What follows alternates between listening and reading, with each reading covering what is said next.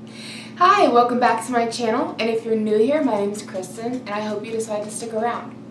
So today's video might be triggering to some people, so I just want to put that out there, that I'm talking about having a panic attack or an anxiety attack. Honestly, I'm not sure what the difference is. I'm kind of self-diagnosing this. I talked to my dad, and he said that they're the same thing, but he could be wrong. So if the things I'm going to be talking about as far as having the attack, what it felt like having the attack, what caused the attack, if these things you think might trigger you, then watch with caution, or maybe you want to click out of the video, but I just want to put that little disclaimer out there. So before we get started, I just want to let you know the Critter crew is hanging out in the dining room with me. They always do when I film. So I've got 2 cats and a dog. You're going to hear click-clacking of claws on the hardwood. My cat is currently trying to get into my cabinet, so you might hear the door getting popped open. But it can't be helped. I'm sorry. It can't be helped. So let's get on into the video. So I had my very first anxiety and or panic attack the other day. This is probably 3 days ago now, I would say, that this happened. I've been under a lot of stress here lately to begin with. If you watch my vlogs, then you know what I'm referring to. And let me back up a little bit. Okay, so I've never been one to deal with anxiety. Well, to start off with, I've never been good at dealing with stress, just to put that out there. Like, I typically don't stress out about things, but when I do stress out, like, I don't handle it well. I really don't. And leading up to this attack, I had been stressed. I just realized I don't have my rings on. I took them off to do dishes. It feels weird not having them on.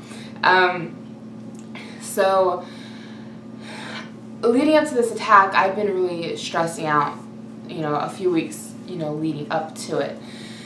And I've never really had an anxiety or a panic attack before. I had some kind of a psychotic mental breakdown when I was in high school, and that's a whole other story for a whole other time, but that was something completely different compared to what happened the other day. I don't even know that I can really compare the two to each other. They're so different. The one I had in high school was literally like a psychotic breakdown, and it landed me in therapy. So, and this isn't that, I don't want to say it's not that bad, but it wasn't on that level. So, yeah, I've never had an anxiety attack or panic attack before, though I have noticed that since giving birth to my son, I do have more anxiety than I've ever had in my life. I remember the first time I started really feeling anxiety, feeling anxious, was at tax time this past year. And we were at our accountant's house. She runs it out of her house, getting our taxes done. There was no reason for me to have anxiety, and it was the weirdest thing because, like, I know my accountant. I've known her my whole life. She's a family friend. She's super nice. And, this was the first year that we didn't owe anything. I take that back. Our first year being married, we actually got like $1,000 back, and I don't think we owed anything. But this year, like, we were getting like, I don't know, $2,000 or $3,000 back since we had our son. It's the most me and my husband had ever gotten back on taxes, and we didn't owe anything. So there was like no real reason to have an anxiety attack, and yet I did for no reason. Well, I can't say it was an anxiety attack. I started getting anxiety, and there was no reason for it. I was like, what is going on? But I started having this really claustrophobic feeling and this like can't breathe, pressure in my chest feeling, but it was different from an asthma attack, and it was really, really weird. But once we got outside and I got some fresh air, like, I started feeling better. But that wasn't like, I didn't go into an attack with this. It was just like I started feeling anxiety, and it was just really weird and came out of nowhere, and I was like, what is this? And at that point in time, my son would have been 6 or 7 months old. And I've had, a few moments where I felt anxious since having him. That was probably the strongest up until a couple of days ago. So, what happened a couple of days ago? Okay, so as you know, if you watch my vlogs, I've been stressed out for like a good 2 weeks leading up to this attack. The day of the attack, I got up at 5:30 in the morning because I went to go donate plasma for the first time. And I was super stressed out about donating plasma. Like, I was so nervous because I'd never done it before. I didn't know what to expect. I'd heard like that it was uncomfortable and blah blah blah. I'm gonna make a whole video talking about my donating plasma experience, so I will link that down below if you want to go check it out. But I didn't know what to expect, so I was like stressing out about it all week long until I went and did it, and it was like no big deal. So I got up at like 5:30 in the morning and, you know, did my procedure and everything. I had breakfast before I went in. I went and got like a breakfast sandwich from the gas station, and that was literally all I ate that day because our day was so busy. We had so much we had to get done because my husband was leaving for Ohio on Monday, which is actually today. And so we just had all these affairs we had to get in order, you know, bills that needed paid and groceries we had to get and like banking things we had to take care of. And plus I had my first plasma donation appointment, which takes, you know, about 3 to 4 hours to do because you have like paperwork and physical and like all this other stuff you have to do before you can actually donate. So it was like a really long, really busy day, and I didn't eat anything all day long except for that breakfast sandwich and a couple of pieces of beef jerky. And I probably had some Gatorade, not Gatorade, some Powerades and some water mixed in. But I really didn't eat much. And it just happened that the same day that was so busy for us, we also had to take my aunt back to Indianapolis. She lives in Texas, so we don't get to see her very often.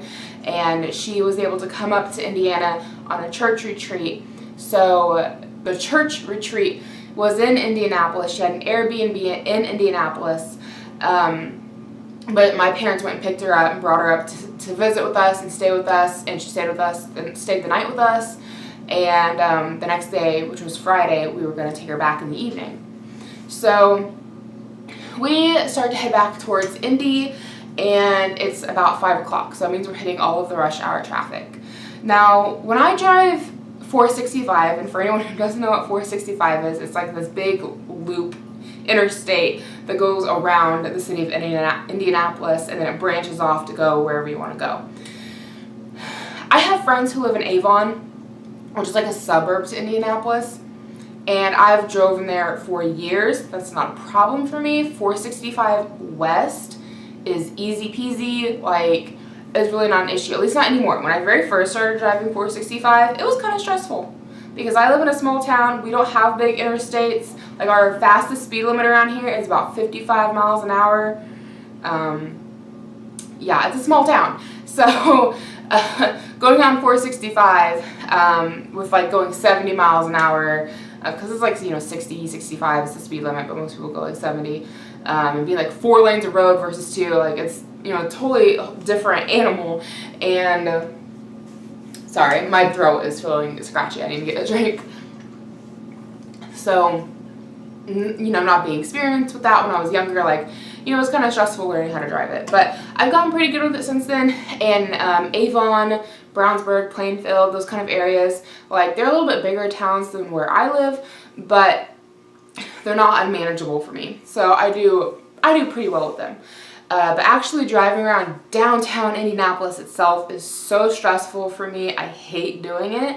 It freaks me out. And it's just, I feel like the roads are too small. There's too many people, like pedestrians, walking around. There's so much noise. The buildings are huge. And there's so many cars whizzing around and just pulling in and out of each other. And it's just like, I don't want to say a culture shock, but kind of, because I'm coming from a considerably smaller town that, like, our biggest building, I think, is the courthouse, and it's like 4 stories maybe. That's probably our biggest building. And I'm just used to more open spaces, less people, there's no crowds, you don't have very many pedestrians, and you know, it's 2-lane roads and they're decently spread, so you're not super close to the cars next to you. That's what I'm used to. Very few merging. There's only one like merge road here in my town. There's one, and it's really dinky. It's literally a joke. So, you know, being downtown Indianapolis and just, it's craziness down there. It's a big city. I mean, I've been to Chicago, and it's kind of the same setup. And to me, it's just craziness. And I like to be a passenger and look out the window, but I don't like to do the driving. And so my aunt's Airbnb, we had to take 465 east, which is going the opposite direction from what I'm used to, which is going 465 west.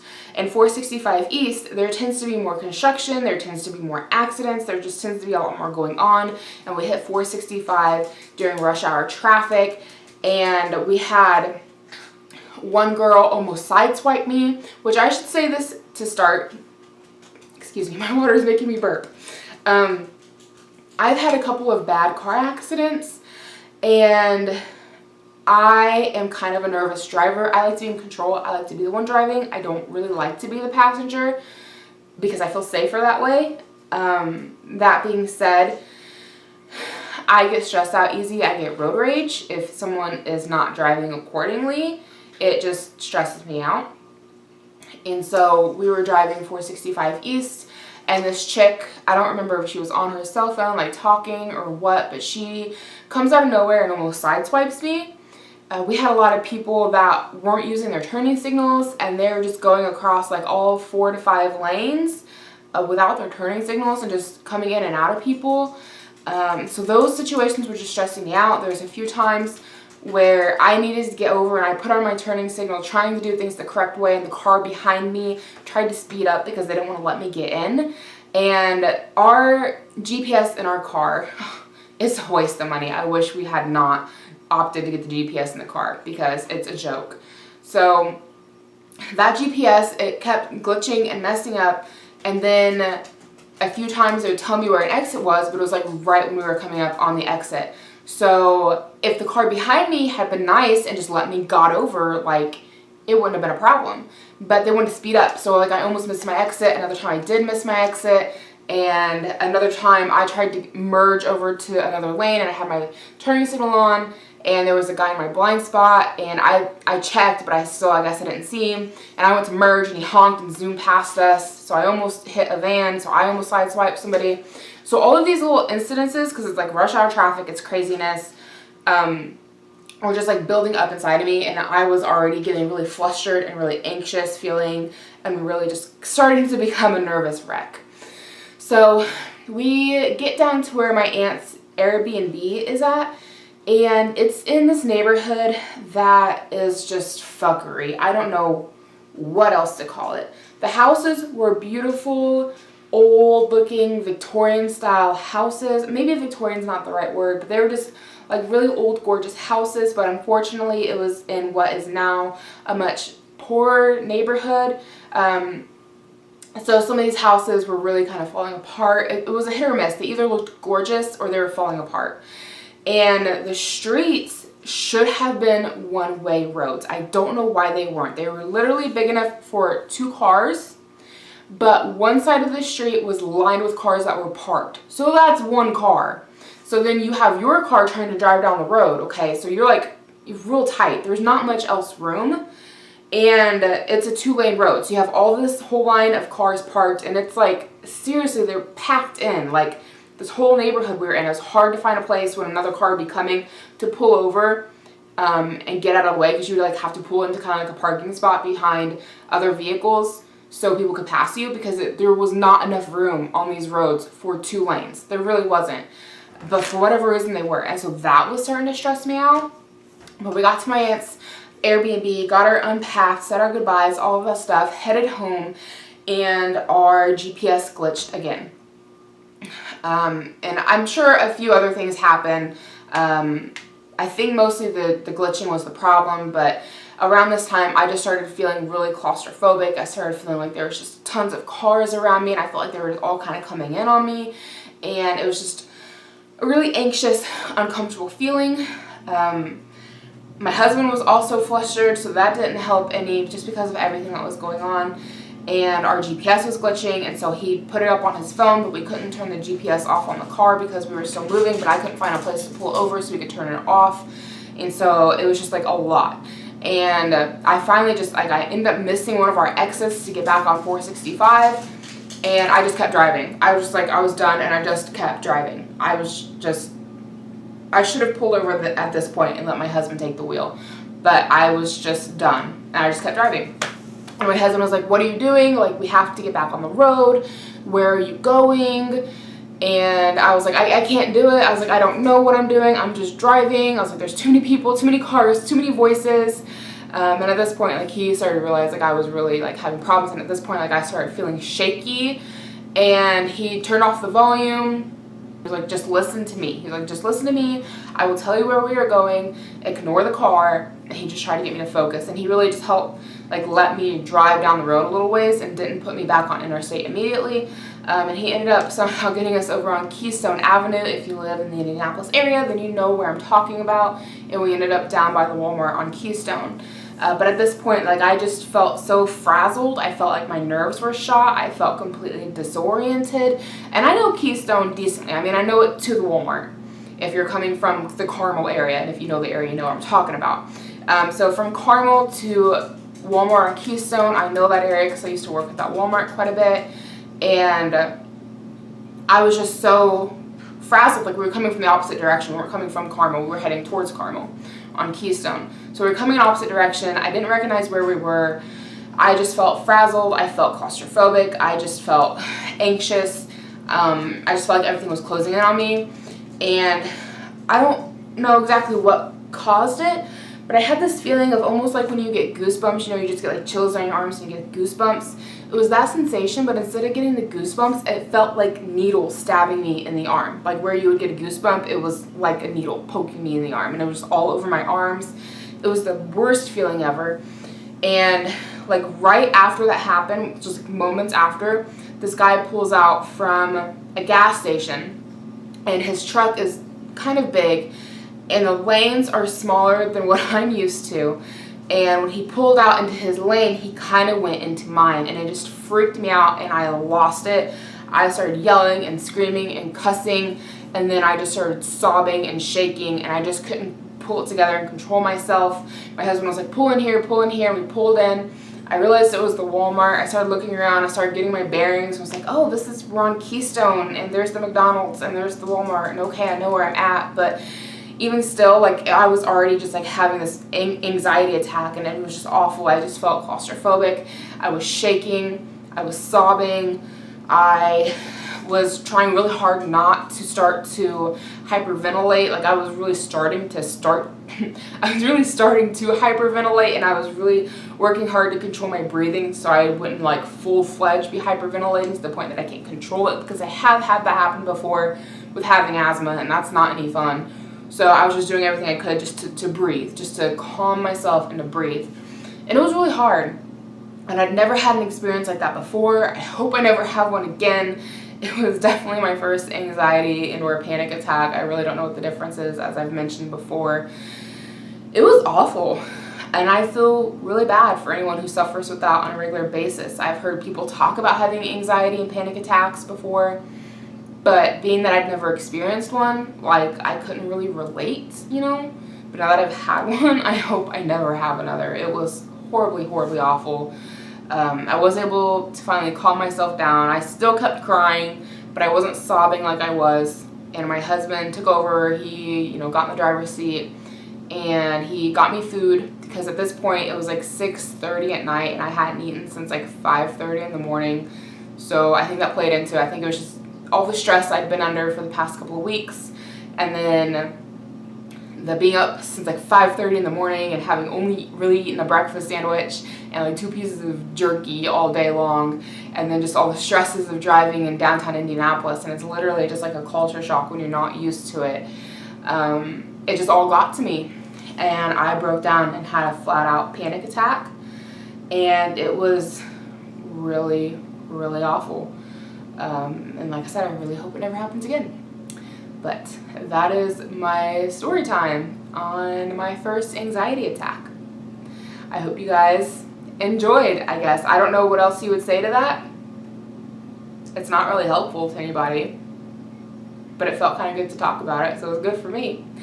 But I hope you guys enjoyed the video. If you are new here, I put out videos every Monday, Thursday, and Saturday. Saturdays are always my vlog uploads. I do a vlog for the whole week.